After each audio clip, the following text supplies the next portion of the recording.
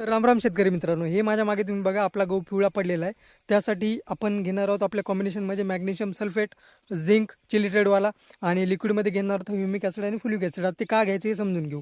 हे बघा, जे आपला गहू पिवळा पडला त्याला परत हिरवं करण्याचं काम जे आहे ते मॅग्नेशियम सल्फेट करणार. आता समजून घेऊया ह्युमिक ॲसिड कसं काम करणार. ह्युमिक आणि फ्युलिक ॲसिड. ह्युमिक ॲसिड काय करणार, जे आपल्या पिकाचे पांढरे मुळ आहेत त्याची वाढ करण्याचं काम जे आहे ते ह्युमिक ॲसिड करणार. एवढंच नाही तर आपली माती जी आहे भुसभुशीत बनवणार.